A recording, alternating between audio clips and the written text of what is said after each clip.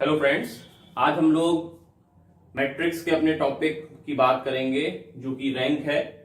पिछले कई बार के जो पैटर्न हैं एग्जामिनेशन के, उसमें से देखा गया है कि रैंक से हमें कुछ क्वेश्चंस देखने को मिलते हैं। तो शुरुआत करते हैं रैंक से। देखिए, रैंक क्या होती है, हम इसको किस तरह से निकाल सकते हैं और क्या क्या क्वेश्चंस हम पूछे जाएंगे इसमें से, उन पर हम लोग बात करेंगे। ठीक है, तो देखिए, अगर आपके पास कोई एक मैट्रिक्स है, मैट्रिक्स हम लोग अभी सब जानते ही हैं। मैं एक एग्जांपल से इसको लेके चलता हूं। मान लीजिए मेरे पास एक मैट्रिक्स है ए, जो कि कुछ इस तरह से दी गई है।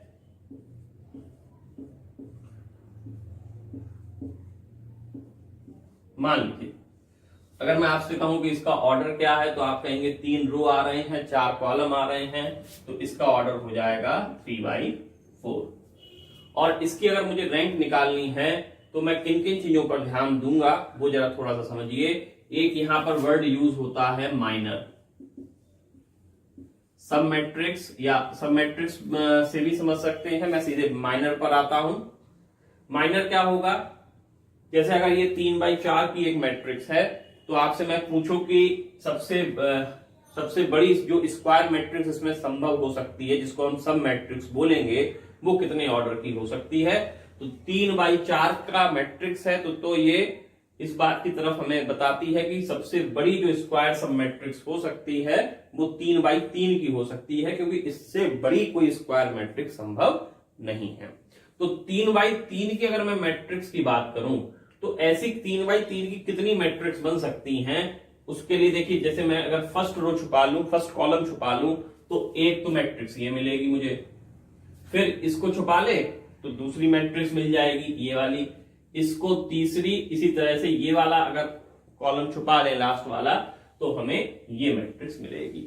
ये चारों सब मैट्रिक्स क्या होंगी, 3/3 के ऑर्डर की होंगी। तो माइनर थर्ड ऑर्डर का इस वाली मैट्रिक्स के इसमें थर्ड ऑर्डर माइनर, ये पर्टिकुलर इस क्वेश्चन के लिए है कि थर्ड ऑर्डर का माइनर क्या कितने होंगे, 4 संभव हैं। वो क्या होंगी, इनके करस्पॉन्डिंग डिटर्मिनेंट वैल्यू होंगी। जैसे अगर मैं इसको छुपा लेता हूं तो ये मैट्रिक्स मिलेगी, ये वाली मैट्रिक्स मिलेगी। मैं इसको ऐसे करके दिखा देता हूं, चलिए, ये वाली मैट्रिक्स मिलेगी। अब अगर इसको माइनर फॉर्म में लिख ले तो ये थर्ड ऑर्डर का माइनर कहलाएगा। तो क्या माइनर मिला, 1 2 3 0 1 2 5 1 0, तो ये थर्ड ऑर्डर का माइनर हुआ। और क्या संभव है, इसी तरह से जब आप इस कॉलम को, सेकंड कॉलम को छुपा लेंगे, तो 3 2 3 2 1 2 1 1 0 ये होगा। फिर इसी तरह से अगर थर्ड कॉलम को छुपा लें तो एक माइनर क्या मिलेगा, 3 1 3 2 1 2 1 5 0। और लास्ट में आखिरी जो माइनर संभव है वो चौथे कॉलम को जब हम छुपा लेते हैं तो मिलेगा 3 1 2 2 0 1 और 1 5 1। ये माइनर कितना हो गए, हमारे थर्ड ऑर्डर के माइनर हो गए। इसी तरह से 2 ऑर्डर के माइनर क्या होंगे, सेकंड ऑर्डर का माइनर क्या होगा।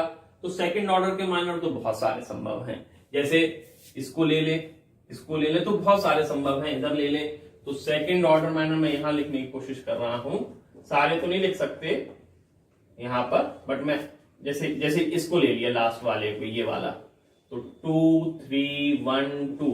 मतलब सिंपल सी बात है कि अगर सेकंड ऑर्डर की स्क्वायर सब मैट्रिक्स ले तो उसके करस्पॉन्डिंग डिटर्मिनेंट वैल्यू जो है वो सेकंड ऑर्डर माइनर कहलाएगी।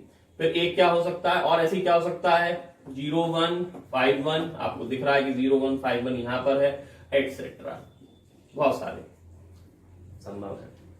फिर इसी तरह से फर्स्ट ऑर्डर माइनर क्या कहलाता है, तो मैट्रिक्स का हर एक एलिमेंट अपने आप में सिंगल ऑर्डर माइनर होता है।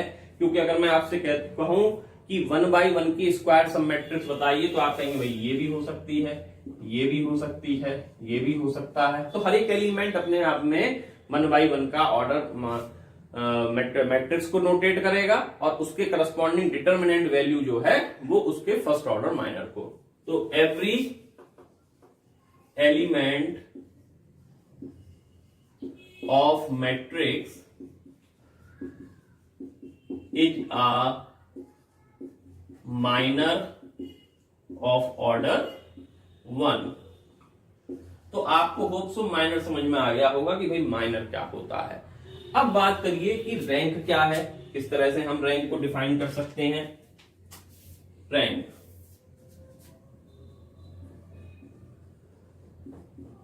रैंक का जो मैथमेटिकली सिंबल है वो इस साइन से, रो इसको बोलते हैं, रो से नोटेट करते हैं। और क्या परिभाषा दी गई, किस तरह से डिफाइन किया गया रैंक का, समझिए बहुत ध्यान से कि जो भी आपको मैट्रिक्स दी जाए, जरूरी नहीं है कि वो स्क्वायर मैट्रिक्स हो यहां पर, लेकिन आप क्या ढूंढिए, उसका सबसे बड़ा ऑर्डर, सबसे बड़े ऑर्डर का माइनर ढूंढिए। जैसे हमारे इस केस में 3x4 के मैट्रिक्स में सबसे बड़े ऑर्डर, माइनर का ऑर्डर क्या हो सकता था, 3 हो सकता था। और 3 ऑर्डर के कितने माइनर पॉसिबल थे, 4 माइनर पॉसिबल थे, 4 माइनर पॉसिबल थे। आप पहले माइनर से शुरू करिए और इसकी डिटरमिनेंट वैल्यू निकालिए कि भाई इसकी डिटरमिनेंट वैल्यू क्या आएगी, ये निकालिए। मैं सिर्फ समझा रहा हूं, ध्यान से सुनिएगा। यहां पर अगर ये वैल्यू 0 आ जाती है, ये वैल्यू, ये डिटरमिनेंट वैल्यू 0 हो जाए, अब अगले माइनर की तरफ बढ़िए, ये भी 0 आ जाती है, ये भी 0 आ जाती है, ये भी 0 आ जाती है, या फिर उसका उल्टा क्या होगा, इस वाले मेरे वर्ड को भी ध्यान से समझना। इन चारों माइनर में से कोई सा भी कम से कम एक माइनर ऐसा हो जो कि नॉन जीरो हो। इन चारों माइनर में कम से कम एक ऐसा माइनर हो जिसकी वैल्यू नॉन जीरो। डिटरमिनेंट है, डिटरमिनेंट हम सॉल्व कर लेंगे। अगर वो नॉन जीरो है तो फिर ऐसे यहां पर हम अपने प्रोसेस को रोक देंगे और इस मैट्रिक्स की रैंक क्या हो जाएगी, 3 हो जाएगी। इसका मतलब समझ में हमें यह आता है कि रैंक किससे रिलेट कर रही है, माइनर से रिलेट कर रही है। माइनर कौन सी माइनर की, नॉन जीरो माइनर से। लेकिन अगर मान लीजिए ये सारे जो हैं, ये सारे जो हैं, ये सब ऑल जीरो, सब जीरो हो जाए, ऑल जीरो, तो हम क्या मानेंगे, 2 की तरफ बढ़ेंगे। 2 में भी कम से कम अगर एक माइनर ऐसा हो जो जीरो हो जाए, नॉन जीरो हो जाए, हम अपने प्रोसेस को रोक देंगे और कहेंगे भाई यहां पर कम से कम एक ऐसा माइनर मिल गया। 2 का तो निकालना बहुत आसान, जैसे मैं यहां पे कहूं 2 2 जा 4, 4 - 3 1 मिल गया। लेकिन शुरुआत 2 से नहीं करनी, शुरुआत कहां से करनी थी, 3 से, क्योंकि 3 सबसे बड़ा था। अगर 4 होता, 4 का संभव होता तो 4 से शुरुआत करते। तो सबसे छोटे से शुरुआत ना करके सबसे बड़े से शुरुआत करते हैं।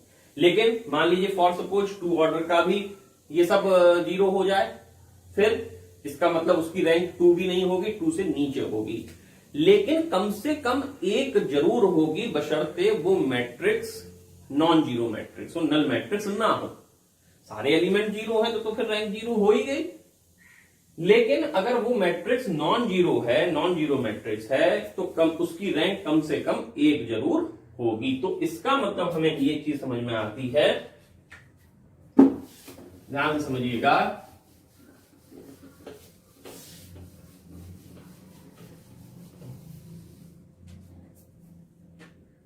जैसे मान लीजिए एक रैंक हमें निकालनी है, एक मैट्रिक्स ए दे रखी है 4/3 की या 3/4 की, चलिए मान लीजिए 4/4 की। इसकी रैंक हम कैसे निकाल सकते हैं, तो सबसे पहले माइनर ऑफ ऑर्डर, ध्यान समझिएगा, माइनर ऑफ ऑर्डर 4। अगर ये वैल्यू नॉन जीरो आ जाए, अगर ये वैल्यू नॉन जीरो आ जाए, मैं इसको इस तरह से डिफाइन कर लेता हूं कि अगर ये वैल्यू दो पॉसिबिलिटीज हैं। अगर ये वैल्यू नॉन जीरो आ जाए, देन यहां पर प्रोसेस रुक जाएगा और रैंक मैट्रिक्स की क्या हो जाएगी, 4 हो जाएगी। बट अगर ये वैल्यू 0 आ जाए तो क्या होगा, 0 आने का मतलब जो है फिर हम आगे की तरफ चलेंगे, एक प्रोसेस और चलेंगे, फिर हम ढूंढेंगे माइनर ऑफ ऑर्डर 3। भाई 4 ऑर्डर का तो एक ही माइनर होगा, 3 ऑर्डर के कई माइनर होंगे, उनको ढूंढेंगे। अगर उनमें से कम एटलीस्ट 1 नॉन जीरो हो जाए, रैंक कितनी हो जाएगी उस मैट्रिक्स की? 3 हो जाएगी। लेकिन ऑल जीरो, सारी जीरो आ जाएं, फिर प्रोसेस को और आगे बढ़ाएंगे, फिर ढूंढेंगे minor of order 2।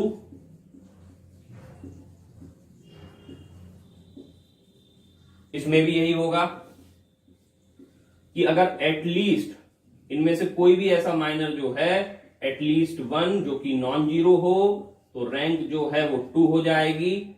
All zero हो तो रैंक जो है 1 होगी। कब? व्हेन मैट्रिक्स इज, यहां पर लिख देता हूं, रैंक जो है वो 1 जरूर होगी when matrix is a non zero matrix.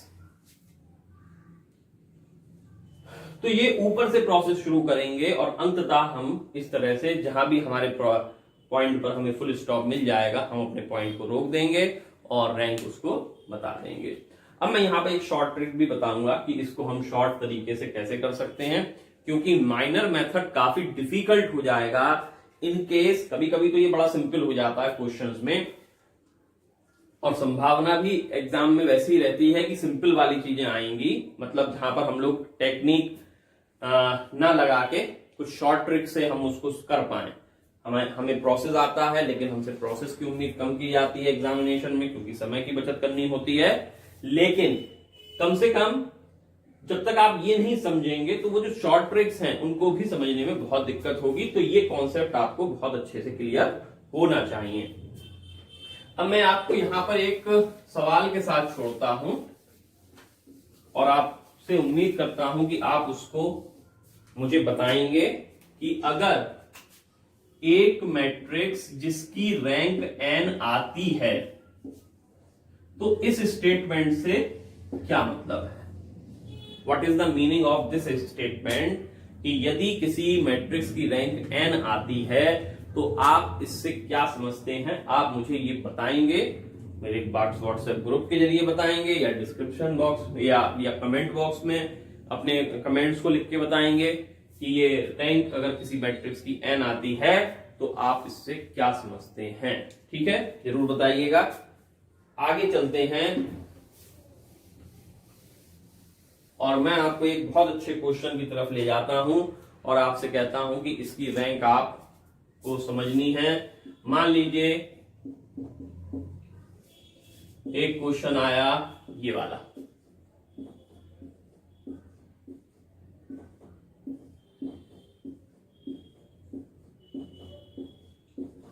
और एग्जाम में आपसे पूछा गया कि भाई इसकी रैंक निकालिए, और नलिटी एक होता है वो मैं आगे आपको अभी बता दूंगा, यहां पर वो बताइए। 2 चीजें पूछी गई कि रैंक निकालिए और नलिटी निकालिए। हाउ कैन बी फाइंड, हम उसको कैसे निकाल सकते हैं। देखिए सबसे जरूरी इंपॉर्टेंट चीज बात कि इस मैट्रिक्स को देखकर ही मुझे लग रहा है कि सारे एलिमेंट एक जैसे हैं। ठीक है, दूसरी चीज डिटर्मिनेंट में मैंने आपको बताया था कि किसी डिटर्मिनेंट के 2 रो या 2 कॉलम एक जैसे हों तो उसकी डिटर्मिनेंट वैल्यू 0 हो जाती है, ये भी बताया था। तो यहां पर जैसे अगर ये 4x4 का मैट्रिक्स है तो सबसे बड़ा ऑर्डर का माइनर 4x4 का होगा, जो खुद होगा, खुद की डिटर्मिनेंट वैल्यू होगी। लेकिन उसमें 2 रो 2 कॉलम एक जैसे, क्योंकि सारी सेम है, लिहाजा क्या चीज होगी, इसकी डिटर्मिनेंट वैल्यू कैसी हो जाएगी, 0 हो जाएगी। आप आगे बढ़ जाइए, 3x3 के लेंगे तब भी 0, क्योंकि सारे रो कॉलम फिर एक जैसे सेम। 2x2 का लेंगे, कोई भी उठा के देखेंगे 0। लेकिन चूंकि ये मैट्रिक्स नॉन जीरो मैट्रिक्स है, इसके लिए इसकी रैंक कितनी हो जाएगी, 1 हो जाएगी। Rank of A equals to 1। No, कुछ सोचने की जरूरत नहीं है, सबसे आसान सवाल, रैंक इस मैट्रिक्स की कितनी हो जाएगी, 1 हो जाएगी। अब मैं साथ ही साथ यहां पर नलिटी ऑफ स्क्वायर मैट्रिक्स, हमेशा जो नलिटी निकलती है वो सिर्फ स्क्वायर मैट्रिक्स की निकलती है। ये कैसे डिफाइंड होती है? बड़ा सिंपल है। जैसे आपसे मैं कहूं कि ये स्क्वायर मैट्रिक्स है और इसका ऑर्डर कितना है स्क्वायर मैट्रिक्स का, तो आप कहेंगे 4/4 को 4 बोलते हैं। तो नलिटी जो है वो डिफाइंड होती है order of A minus rank of A. जैसे इस मैट्रिक्स की रैंक है 4, ऑर्डर है 4, रैंक कितनी आई 1, तो फिर नलिटी कितनी हो गई इसकी 3। ये आंसर हो गया। तो आपके पास जहां भी ऑप्शन में 1,3 लिखा हो वहां पर आप इसको सर्किल कर देंगे और ये आपका बिल्कुल सही क्वेश्चन हो जाएगा। ठीक है, तो इस तरह के सवाल जो है हमें जनरली देखने को मिल सकते हैं। जरूरी नहीं 3-3 हो, 1-1 हो, मतलब अगर सारे एलिमेंट सेम हैं तो हम ये कह सकते हैं कि जो है हमारा ये 0 होगा। अगर ऐसा कुछ क्वेश्चन है जहां पर सारे एलिमेंट सेम हैं तो हम बता सकते हैं रैंक जो है वो हमारी 1 होगी, और उसका डिटेल जो है मैंने अभी आपको बताया है। चलिए ठीक है। अब जो सबसे ज्यादा गंभीर समस्या माइनर मेथड से करने को देखने को मिलती है वो क्या होती है, जैसे अगर बहुत बड़े ऑर्डर की मैट्रिक्स आ जाए, 5x5 की आ जाए, तो सबसे पहले तो 5x5 के डिटर्मिनेंट को सॉल्व करना ये सबसे बड़ा डिफिकल्ट काम है। मान लीजिए वो जो है वो नॉन जीरो ना आकर 0 आ गई, तो आप 4/4 के तो फिर बहुत सारे माइनर हो जाएंगे, वो भी नहीं आई। 3/3 के तो फिर ढेर माइनर होंगे। तो ऐसा करेंगे तो फिर समय जो है वो निकलता ही चला जाएगा और हमें अपने आंसर की तरफ छोड़ना, या तो उस क्वेश्चन को छोड़ें या फिर उस पर लगे रहेंगे तो टाइम निकल जाएगा। तो इसके लिए जो एलिमेंट्री ऑपरेशंस थे वो बताए गए कि भाई आप उनका यूज करिए और अब आप उससे रिजल्ट निकालिए। बेसिकली रैंक निकालने के लिए 2 मेथड यूज होते हैं, एक नॉर्मल फॉर्म और एक एक्लॉन फॉर्म। क्योंकि हम यहाँ पर कोई यूनिवर्सिटी एग्जाम की बात नहीं कर रहे हैं, तो इसलिए किस तरह से हम अपनी चीजों को जल्दी कर सकते होंगे उस पर हम ध्यान देंगे। तो जैसे ही हमें एक्लॉन फॉर्म मिल जाएगी हम वहां पे प्रोसेस को रोकेंगे। और अब ये क्या होती हैं, फॉर्म्स क्या होती हैं, मैं जल्दी से कुछ क्वेश्चन से ही आपको समझाने की कोशिश करता हूं। जैसे आपसे कहा गया कि ये एक क्वेश्चन है 1 2 3 2 3 4 3 4 5। या तो आप इसको माइनर से सॉल्व करिए, तो 3/3 का पूरा सॉल्व करिए, लेकिन उसमें भी समय लगेगा। तो इसलिए जब भी ऐसी कोई कंडीशंस आए, पहला क्वेश्चन तो आसान था, उसको तो करने की जरूरत ही नहीं थी, दिख रहा था सारे एलिमेंट सेम हैं। बट यहां पर अगर ऐसी कंडीशन आती है तो सबसे पहले आप इसको एलिमेंट्री ट्रांसफॉर्मेशन से ही सॉल्व करिए। वो करना क्या है आपको कि इस 1 के नीचे 0 बना लें, इस 1 के नीचे आप सारे एलिमेंट 0 बना लें। कैसे बनाएंगे? इक्विवेलेंट साइन, ये R2 रो, ये R3 रो। तो R2 में आपने एक ऑपरेशन लगाया, ये 2 है, अगर इसका दुगना मैं घटा दूं और ऐसे लिख दूं तो चलेगा। R2 - 2 R1, तो देखिए 1 2 3 ये एज इट इज लिखा रहने दिया, मैंने इसमें कोई चेंजेस नहीं करे हैं। 2 - 2 0, दुगना घटा रहा हूं मैं। 3 - 4, इसका दुगना करा, 3 - 4 -1, 4 - 6 -2। फिर क्या करा मैंने, ये 3 है, यहां पर 1 है, तो 3 टाइम्स इसका सब्ट्रैक्ट कर दीजिए। तो 3 - 3 0, 4 - 6 -2, 5 - 9 -4। फिर डायगोनल जो एलिमेंट आए, जो भी आए, उसके नीचे 0 बना दीजिए। तो ये डायगोनल ये है 1 -1, इसके नीचे ये है, इसको 0 बना दूंगा मैं। इसको 0 बनाने के लिए क्या करा, ये कौन सी रो कहलाएगी अब, R3। सेम साइन है तो आप वो माइनस कर दीजिए, -2R2, दुगना इसका जो है वो घटा देंगे तो ये 0 बन जाएगा। ठीक है ना।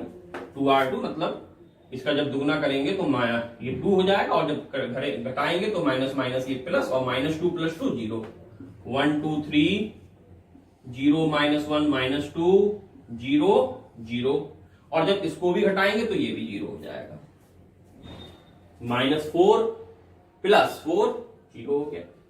अब आप देखिए जब आप कर लें डायगोनल में, डायगोनल के नीचे सारे एलिमेंट जो है वो 0 बन जाए। जैसे ये डायगोनल है, ये जो ट्राइंगल आया ये पूरा 0 बन चुका है, ठीक है, रोक दीजिए प्रोसेस, ये एक्लोन फॉर्म हो गई। अब आप देखिए कि इस मैट्रिक्स में कितनी नॉन जीरो रो हैं, ये कंप्लीटली 0 हो गई, और ये 2 रो ऐसी बची जो कि नॉन जीरो रो है। नॉन जीरो रो का मतलब होता है कि उस रो में कम से कम एक एलिमेंट ऐसा जरूर बच जाए जो कि 0 ना हो। तो यहां पर ये 0 है, कोई बात नहीं, लेकिन ये भी नॉन जीरो है, ये भी नॉन जीरो है, यहां पर सारे नॉन जीरो है। इसलिए इस मैट्रिक्स में 2 नॉन जीरो रो होने के कारण इसकी रैंक कितनी हो गई, 2 हो गई। मतलब रैंक कौन डिसाइड कर रहा है, नॉन जीरो रोज डिसाइड कर रही हैं एक्लोन फॉर्म में कन्वर्ट होने के बाद। और एक्लोन फॉर्म कैसे डिसाइड होगी, डायगोनल को पकड़ लीजिए, उसके नीचे जो ट्राइंगल बन रहा है वो कंप्लीटली 0 हो जाए, तो ऐसी मैट्रिक्स एक्लोन, ये फॉर्म क्या कहलाती है, एक्लोन फॉर्म कहलाती है। अब इसमें 2 नॉन जीरो रोज हैं, इसलिए इस मैट्रिक्स की रैंक कितनी हो जाएगी, 2 हो जाएगी। साथ ही साथ अगर मैं आपसे पूछूं कि भाई नलिटी कितनी होगी, तो ऑर्डर है 3, 3 में से रैंक को हटा दीजिए, आंसर आ गया 1।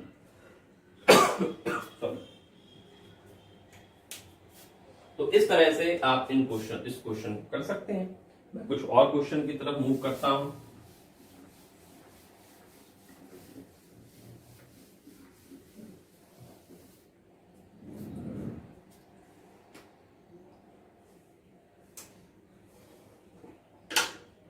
एक मैट्रिक्स ली मैंने 3 4 5 6 7, 4 5 6 7 8, 5 6 7 8 9, 10 11 12 13 14 and 15 16 17 18 19। ये क्वेश्चन हमको दिया गया और पूछा गया कि इसकी रैंक और नलिटी फाइंड करिए, क्योंकि ये अपने आप में स्क्वायर मैट्रिक्स है 5x5 का। सवाल ये आया कि इसकी रैंक, मान लीजिए क्वेश्चन ये आ गया, इसकी रैंक कितने से कितने के बीच में लाई कर सकती है, रेंज क्या होगी। एग्जाम में तो कैसे भी क्वेश्चन आ सकता है, जरूरी रैंक ही पूछा जाए। क्वेश्चन ये आ सकता है कि संभावना क्या है इसकी कि रैंक कहां से कहां तक लाई कर सकती है। तो सबसे बड़ी रैंक क्या हो सकती है इसकी, 5। क्यों, क्योंकि ये मैट्रिक्स 5x5 ऑर्डर की है, इसलिए रैंक जो है इसकी 5 हो सकती है ज्यादा से ज्यादा। और कम से कम कितनी हो सकती है, 1, क्योंकि ये नॉन जीरो मैट्रिक्स है, इसलिए इसकी रैंक किस किस के बीच में लाई करेगी,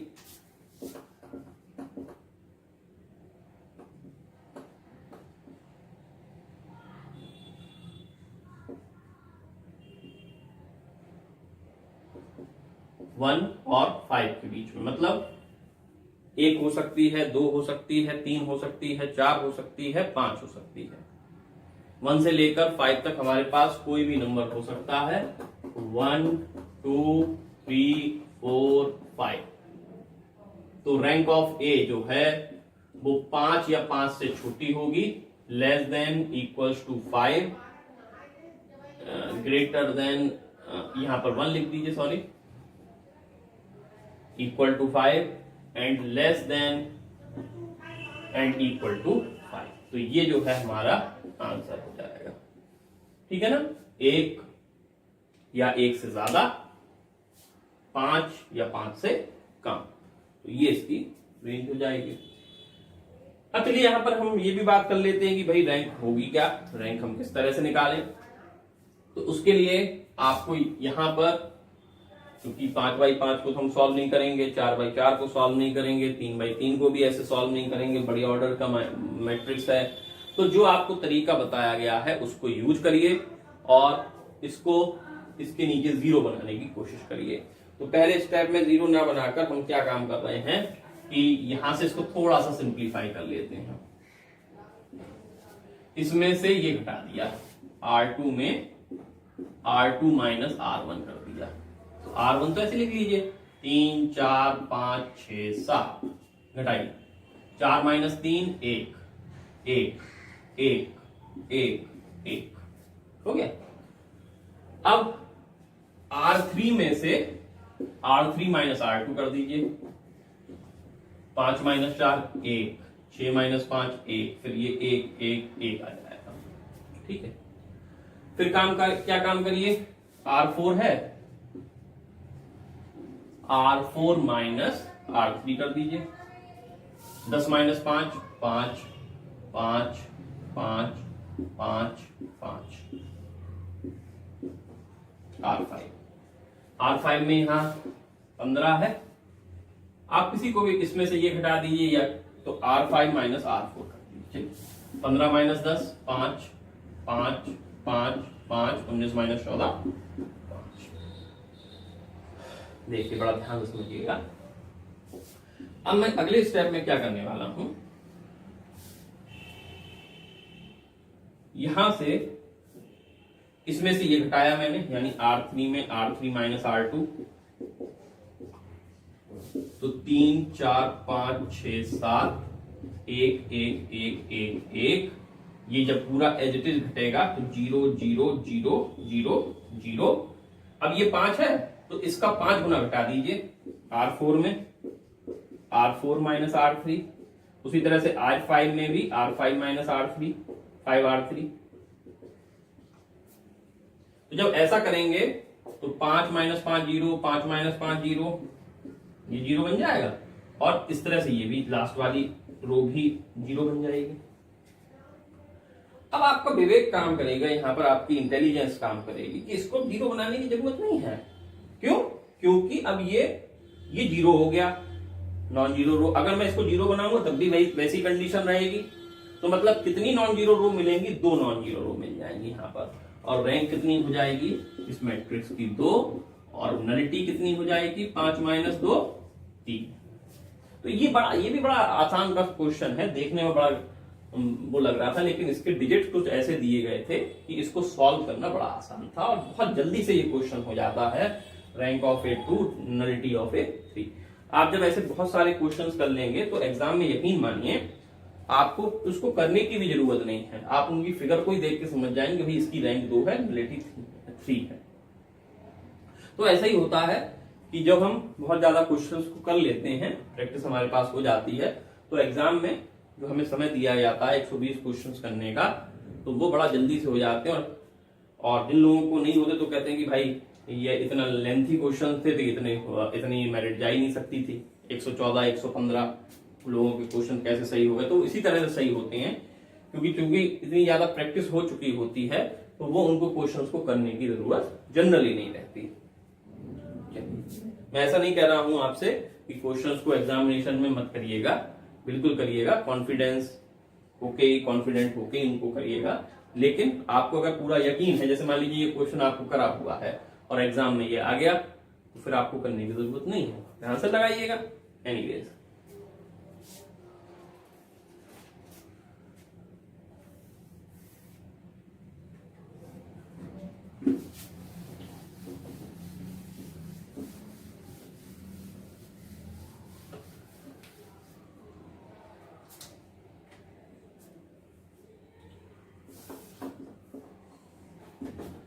जीरो 1 माइनस 3 माइनस 1 1 0 1 1 3 1 0 2 और एक रो और है इसमें 1 1 माइनस 2। ये 4x4 की मैट्रिक्स है। और आपसे पूछा गया इसकी रैंक निकालें और नलिटी निकालें। तो ये क्वेश्चन भी मैं आपको करने को यहाँ पर छोड़ के जा रहा हूं कि आप इस क्वेश्चन को समझिएगा।